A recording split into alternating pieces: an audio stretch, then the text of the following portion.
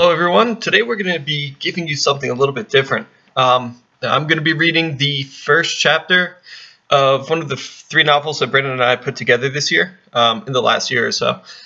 This is the first chapter of The Hood of Justice, Ravens Cry. A quick piece of information, The Hood of Justice, Ravens Cry is about a team of superheroes in Starling City, either one, both technically, which consists of some core members of the TV shows The Arrow and Flash, and it kind of expands upon that quite a bit, and it shifts the focus from Green Arrow to Arsenal. And Arsenal in this is a little bit different in that he's got a slightly different background, very different background, and his name is actually Will. And so it's basically us playing with an idea that we kind of had come up with, that we wanted to provide a little bit more information of who Roy or Arsenal Will is. And don't worry, Roy will be coming into play in the universe at some point. But in any case, no more explanation, no more description. The Hood of Justice, Ravens Cry. Chapter 1, Timefall. When twilight falls on Starling City, it crushes all work ethic. By the time it does so, most commuters are already in the process of heading home in the ironically named rush hour, which is neither an hour nor a time when people move quickly. Twilight is a time when the rats stir in the dumpsters, ready to see what tasty leavings the good humans of Starling City have taken out for them. Twilight hits children especially hard, as the only thoughts that consume them are everything not related to homework or school. In the streets of the city, where smog rising from the dirty asphalt hovers just over the ground, the intersection of Roosevelt Avenue and Giax's Court comes alive. On the east side of the intersection, there is a deli made popular by patrons from the gym next door. The west side of the intersection hosts a bank that has missed out on branching for yet another year. And it wears that sad, tired look of a farmer that is expecting a windfall despite knowing that it will never come. Between the struggling bank and the cramped parking lot behind it, there's a tiny driving alley, barely wide enough to fit one car between a caged garbage shed and the gray brick across it. Yet it is here, in this narrow space, that twilight literally drops part of its darkness. About 10 feet off the ground, a crackling orange-gray light bursts outward, showering sparks that fizzle into nothingness. Within the shimmering light, a sliver of darkness flashes into existence as it builds outward, until it all but has swallowed up every fragment of light. The darkness oozes out and plummets into the alley, with enough force to come to a crashing halt in the alley's garbage shed. The green-painted wood of the shed cracks as it collapses into a crunched ball of splinters and crumpled chicken wire.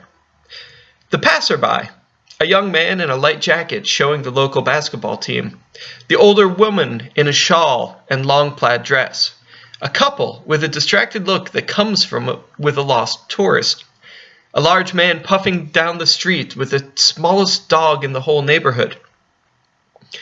All react to the sounds the same way they would to an accident. They jump and look around them, wondering where the sound is coming from.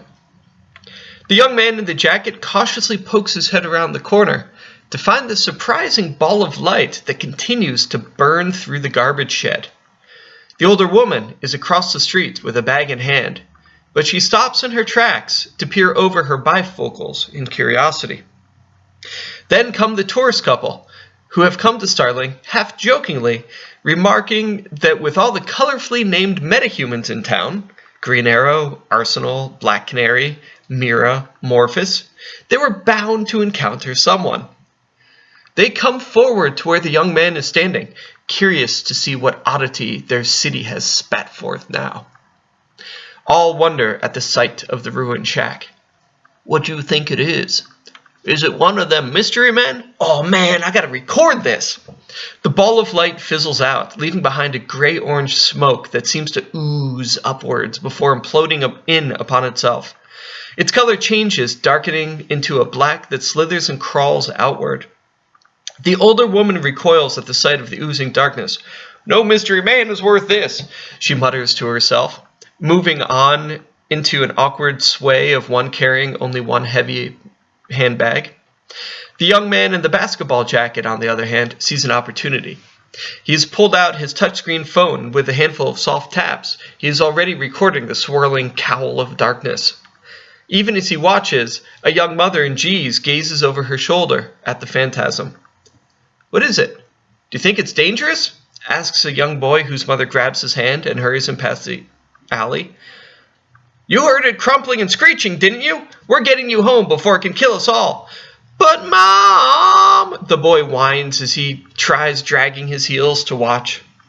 The murky object has grown, coalescing into something more solid, though the smoke continues to hiss and snap at the empty air, leaving thin streamers of haze in its wake.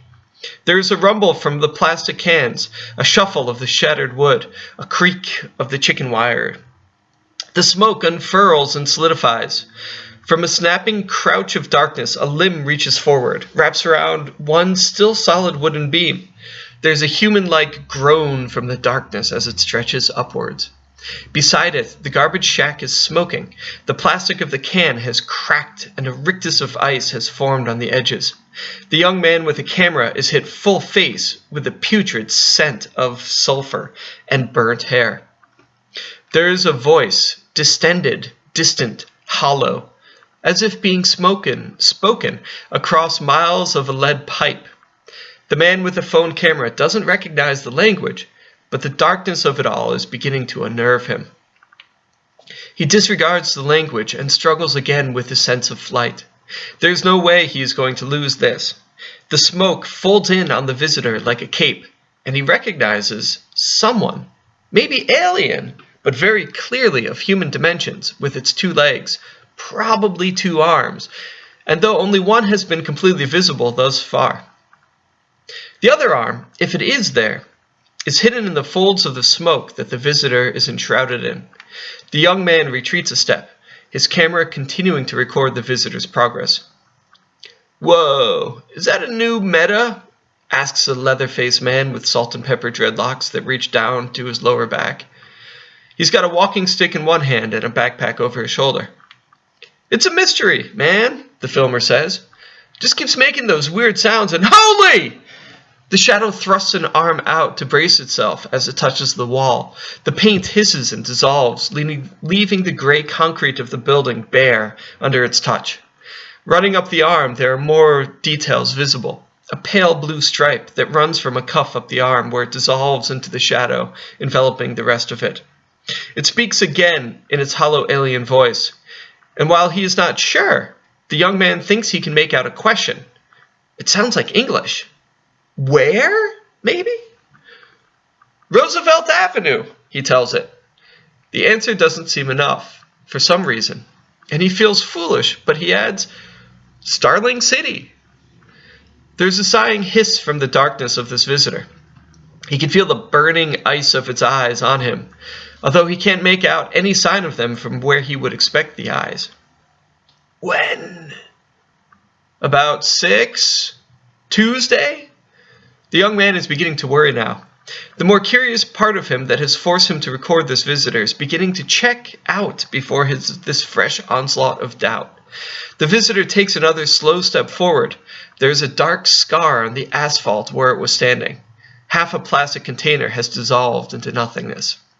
The man's hackles are rising at the back of his neck. Instinct is screaming threat to him, and he backs up a little bit more.